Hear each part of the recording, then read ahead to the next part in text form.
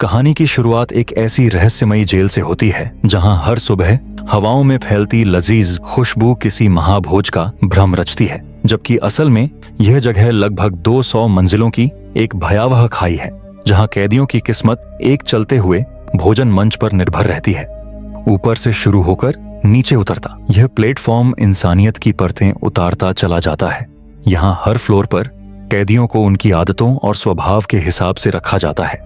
सबसे ऊपर वाले कैदी सबसे पहले उस प्लेटफॉर्म पर सजा हुआ भोजन पाते हैं, जिन्हें इसे खाने के लिए सिर्फ 2 मिनट मिलते हैं। उसके बाद प्लेटफॉर्म नीचे खिसकता चला जाता है और जितना नीचे पहुंचता है उतना ही खाना गंदा बिखरा और खत्म होता जाता है। और नीचे के कई फ्लोर ऐसे हैं जहां तक भोजन पहुंचता ही नहीं और कैदी भूख से तड़पते रह जाते हैं। इसी जेल के 48वें फ्लोर पर 2 कैदियों को रखा गया है, जिनमें एक शांत स्वभाव वाला गोरेंग है और दूसरा ट्रीमा है। यह दोनों अपराधी नहीं बल्कि अपनी बुरी आदतों से छुटकारा पाने की इच्छा से यहाँ आए लोग हैं। जैसे गोरेंग को धूम्रपान की लत थी और ट्रीमा को क्रोध की बीमारी, जिसने एक बार गुस्से में टीवी फेंककर एक आदमी की जान ले ली थी और वह इसी गुस्से से मुक्ति पाने के लिए यहाँ कई महीने से है। वह गोरेंग को बताता है कि जितना नीचे जाओगे उतना खाना कम हो जाएगा।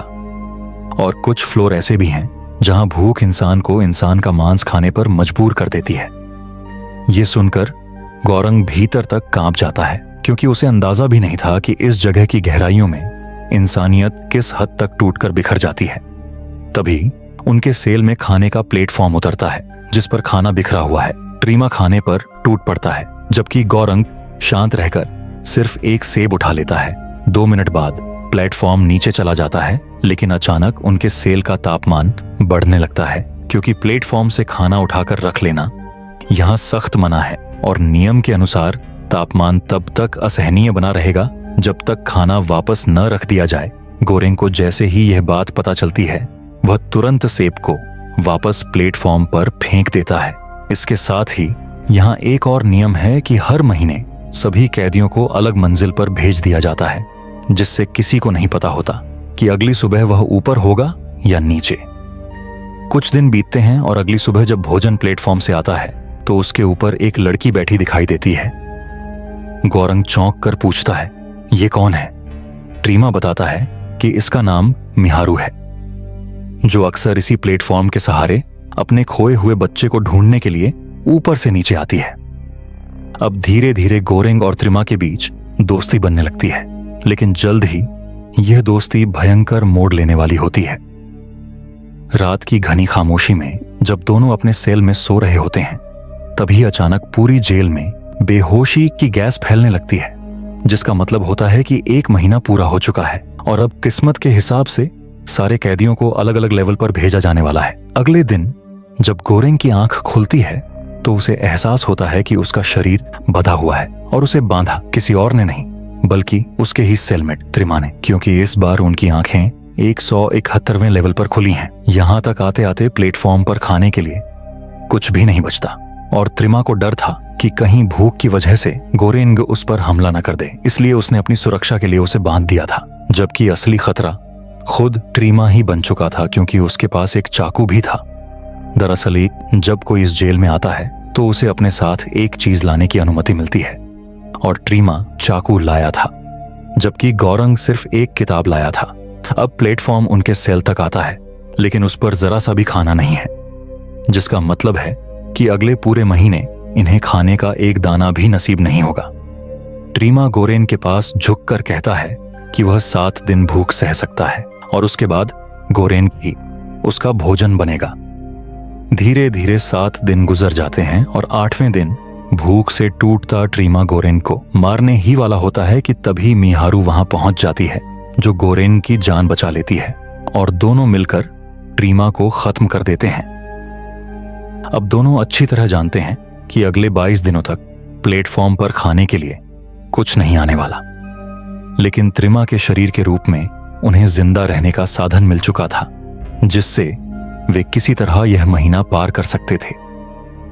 हालांकि इस बीच गोरेंग की मानसिक हालत बिगड़ने लगती है और उसे बार बार अपने सेल में ट्रीमा की छाया दिखाई देती है। 1 महीना बीत जाता है और फिर से बेहोशी की गैस छोड़ी जाती है।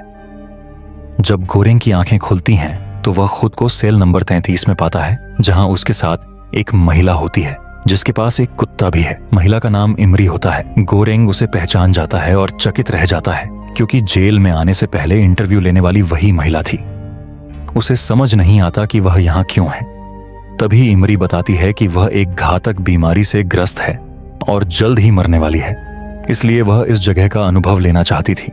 गोरेंग उसे इस जेल के बारे में बताता है कि इस पूरी व्यवस्था में कई खामियां हैं। नीचे के लेवल तक खाना पहुंचता ही नहीं और लोग एक दूसरे को मारकर खा लेते हैं। इस सिस्टम को बदलने की जरूरत है।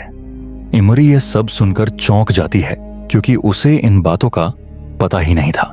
लेकिन जेल के नियम के हिसाब से अब वह बाहर के स्टाफ से बात भी नहीं कर सकती, इसलिए वह एक उपाय निकालती है। वह हर बार प्लेटफॉर्म पर कुछ भोजन सुरक्षित छोड़ देती है और नीचे वालों से भी वैसा ही करने को कहती है। पर उसकी बात कोई नहीं मानता, क्योंकि जो नीचे हैं वे पहले लंबे समय तक भूखे रहे हैं और अब जितना चाहें उतना खाना चाहते हैं।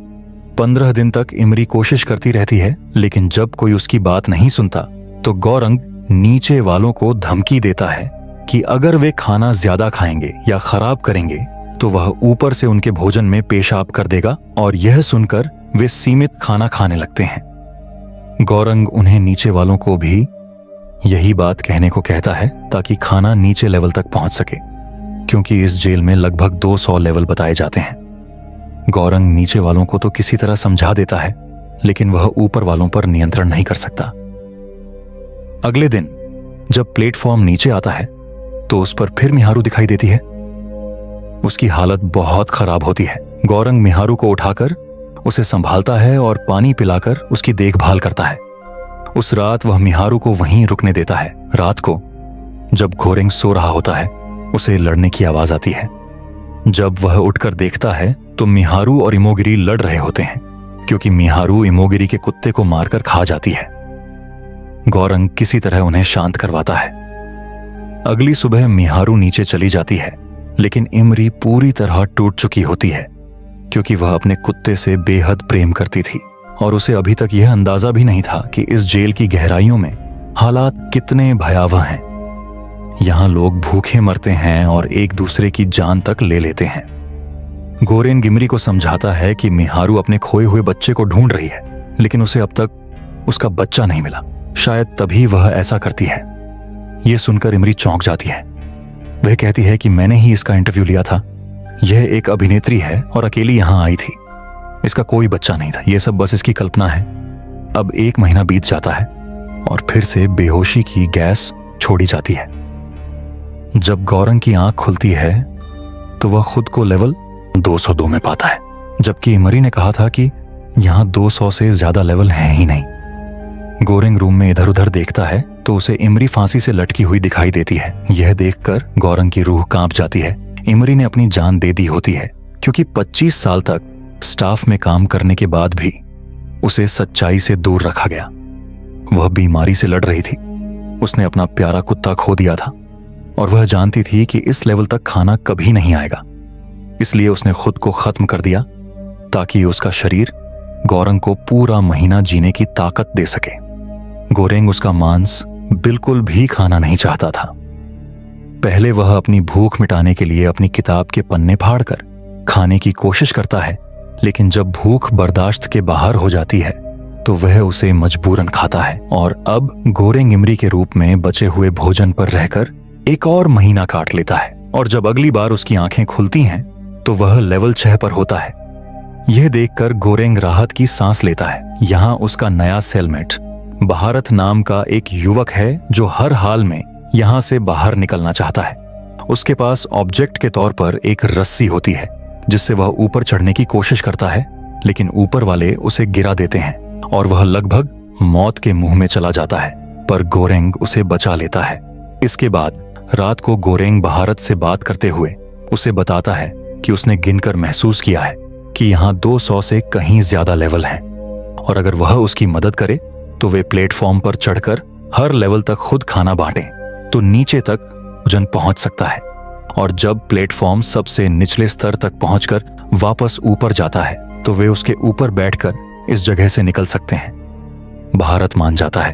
अगले दिन जब प्लेटफॉर्म आता है तो दोनों बेड से लोहे की रॉड तोड़कर प्लेटफॉर्म पर चढ़ जाते हैं और पहले 50 फ्लोर तक किसी को खाना नहीं देते, क्योंकि उन फ्लोर के लोगों ने कल ही खाना खाया था। 50वें फ्लोर के बाद दोनों खाना बांटना शुरू करते हैं और धीरे धीरे नीचे उतरते हैं, जहां उन्हें एक समझदार बूढ़ा आदमी मिलता है जो उन्हें सलाह देता है कि उन्हें एक विशेष डिश को बिल्कुल सुरक्षित रखना होगा और उसे प्लेटफॉर्म के साथ ऊपर भेजना होगा, ताकि अधिकारी समझ सकें कि नीचे रहने वाले लोग एक दूसरे के लिए एकजुट हो चुके हैं और उन्होंने इस हिंसक माहौल में भी इंसानियत बचाना सीख लिया है। यह डिश उनके लिए एक संदेश होगा। दोनों उसकी बात मान लेते हैं और एक डिश बचाकर रख लेते हैं और प्लेटफॉर्म के साथ नीचे की ओर अपना सफर जारी रखते हैं।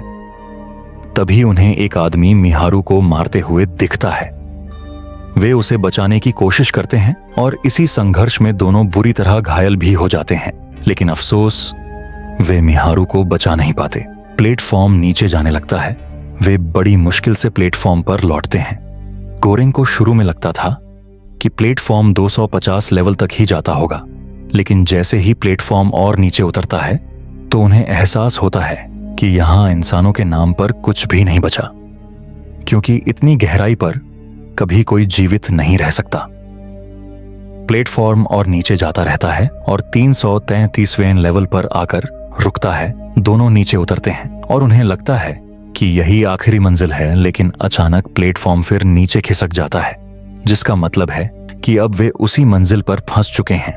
तभी वे देखते हैं कि बिस्तर के नीचे एक छोटी बच्ची छिपी बैठी है।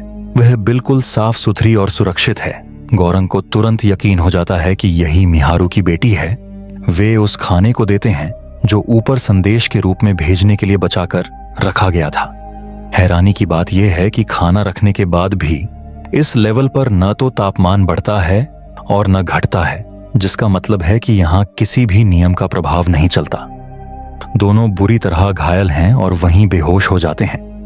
बेहोशी की धुंध में गोरेंग को सपना आता है, जिसमें भारत उसे कहता है कि खाना कोई संदेश नहीं है, असली संदेश यह बच्ची है, इसे ही ऊपर भेजना होगा।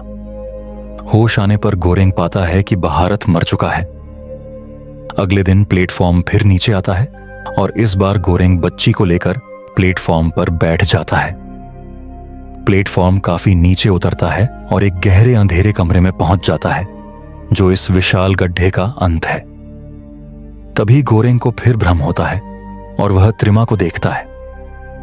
त्रिमा कहता है कि संदेश को किसी वाहक की जरूरत नहीं होती, संदेश को अकेले ही जाना होगा। यह सुनकर गोरेंग बच्ची को छोड़कर प्लेटफॉर्म से उतर जाता है और प्लेटफॉर्म बिजली की गति से ऊपर की ओर चला जाता है।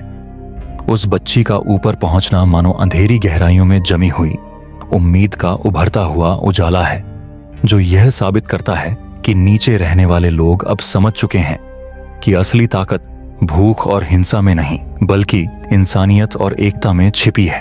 और अगर वे एक दूसरे को निगलने की जगह साथ थाम लें तो अपने 6 महीने ही नहीं, अपनी सोच भी बदल सकते हैं। शायद इसी क्षण से यह निर्दयी व्यवस्था भी टूटने लगे, क्योंकि जब गोरंग नीचे उतरकर हर मंजिल पर भोजन बांट रहा था, तभी से वह इस खाई की हर दीवार पर एक नए समय का संदेश उकेर रहा था कि यह दुनिया तभी बेहतर बनेगी जब इंसान अपने से नीचे खड़े किसी अनजान चेहरे के बारे में भी उतनी ही चिंता करेगा जितनी अपने लिए करता है।